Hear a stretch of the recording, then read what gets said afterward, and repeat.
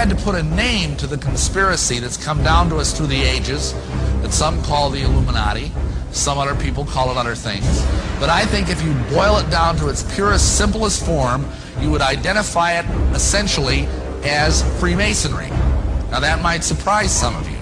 But understand that Masonry has been around a long, long time. It may not have always been called Freemasonry, but Masons itself brag about the fact that their first Mason was Tubal-Cain.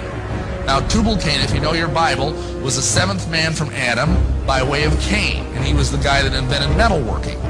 And he is supposedly the first Mason. Now that's pretty far back to start a conspiracy. Then of course you have the flood. After the flood, the Masons say that the first Mason was Nimrod. Now, of course, we all know who Nimrod was. He's the guy that helped build the Tower of Babel. That's pretty good Masonry. He was the person who basically had the idea for a one-world government. He wanted to start a United Nations. He had all these great ideas, you know, one-world government, all this kind of stuff, New World Order. And God had other ideas. And God came down and he cast confusion and changed the languages of the people. So they went and scattered abroad on the earth. That basically tells us what God thinks about the United Nations. This caused the conspiracy to go underground. And for centuries it existed in various forms. And if you look in the books, the literature of Masonry, you will find that Masonry says it is the direct linear descendant from the ancient mystery religions, from the ancient fertility cults. Now what does that mean? That sounds sort of exciting and mysterious and exotic.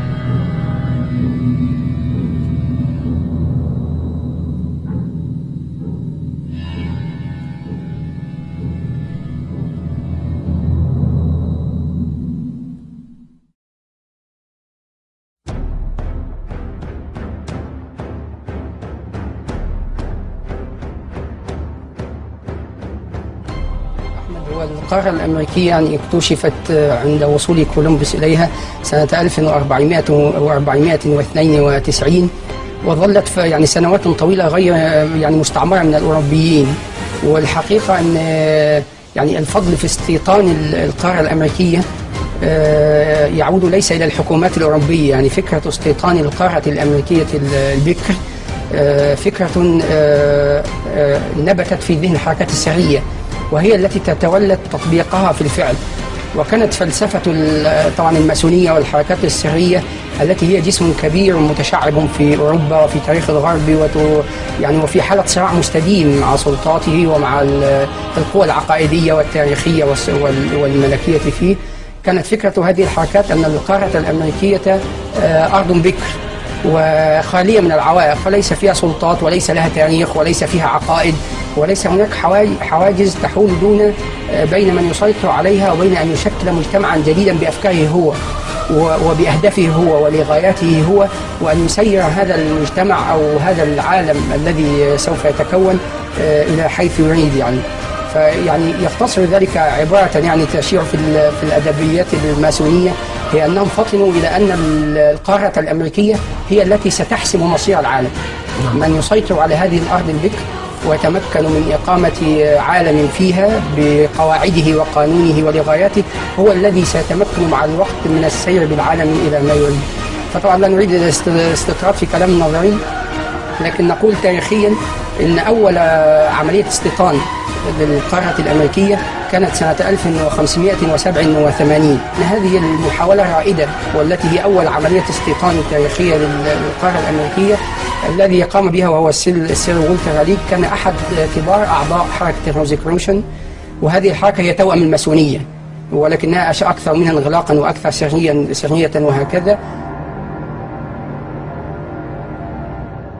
We have before us the opportunity to forge for ourselves and for future generations a new world order, a world where the rule of law, not the law of the jungle, governs the conduct of nations.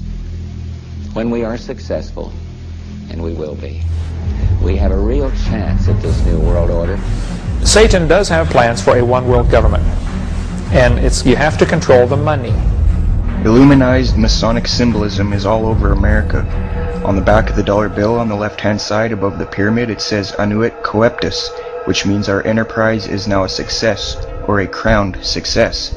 So what enterprise does it mean? Well, Novus Ordo Seclorum near the bottom, Novus meaning new, Ordo is order, Seclorum is where we get our word secular, meaning the world. So it means new order of the world, simply new world order. So what it's saying is the New World Order is now a crowned success. This was put on the dollar bill in 1934. 1934 is when the Federal Reserve took total control of the United States monetary system. The Fed is essentially controlled by two Illuminati bloodlines, the Rothschilds and the Rockefellers. President Franklin D. Roosevelt, a 32nd degree Scottish Rite Mason, placed the seal on the dollar bill. Roosevelt was also in the Order of the Nobles of a mystic shrine known for its satanic rituals. The pyramid has 13 steps. In fact, the number 13 is on the bill everywhere.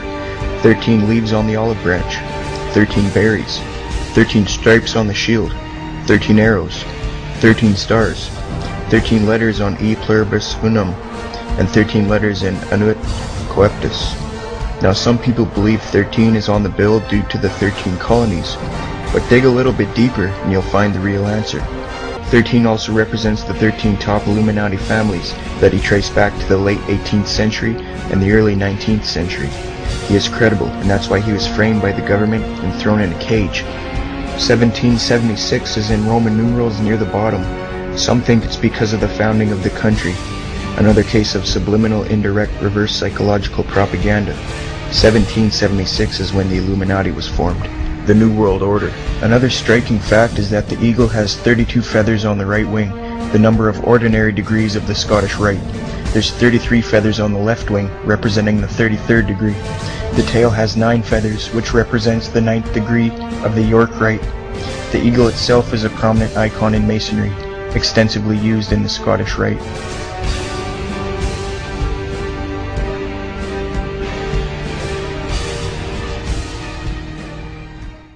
Many of the United States presidents have blood relations with each other.